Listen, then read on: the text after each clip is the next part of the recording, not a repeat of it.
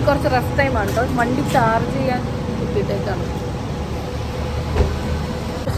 120 വോൾട്ടാക്കി കയറിക്കൊണ്ടിരിക്കണം.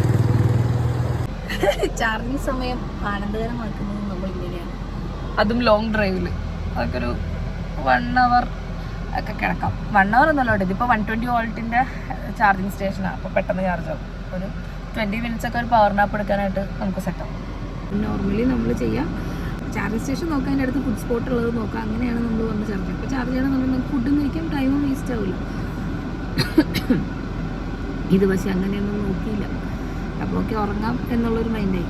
അവൻ പതിയെ ഒന്ന് പവർ നാപ്പ് എടുക്കാൻ കിടക്കുന്നുണ്ട്. എനിക്ക് ഉറക്കാൻ വേണ്ടിയില്ല, അതുകൊണ്ട് ഇങ്ങനെ വയത്താളടിച്ചിരിക്കണം. ചാർജിങ് സ്റ്റേഷനിൽ വേറെ വണ്ടി വേണുണ്ട് ചാർജ് ചെയ്യാനായിട്ട്. ഇപ്പോൾ ചാർജിങ് സ്പീഡ് കുറയും. കൊള്ളാലേ കാണാൻ, മുട്ടിയൊക്കെ പറഞ്ഞ് എ സിയുടെ കാറ്റൊക്കെ അടിച്ചിട്ട്. കണ്ടോ, ഞാൻ പറഞ്ഞില്ലേ കാറ് വന്നു, വേറെ കാറ് വന്നു. എന്തെങ്കിലും എത്ര കയറ്റുണ്ടോ? വേറെ വണ്ടിയുണ്ടോ? ഓ ബുദ്ധിമാന്മാർ.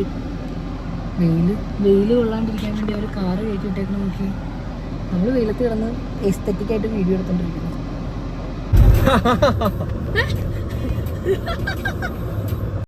കുറച്ച് ചിരിച്ചുകൊണ്ടൊക്കെ ഞാൻ വണ്ടി ഓടിക്കണ വീഡിയോ ഒരെണ്ണം എടുത്തു തരുമോ എന്ന് ഞാൻ ചോദിച്ചതിന് ചിരിച്ച ചിരിയാണ് ആ കണ്ടത്.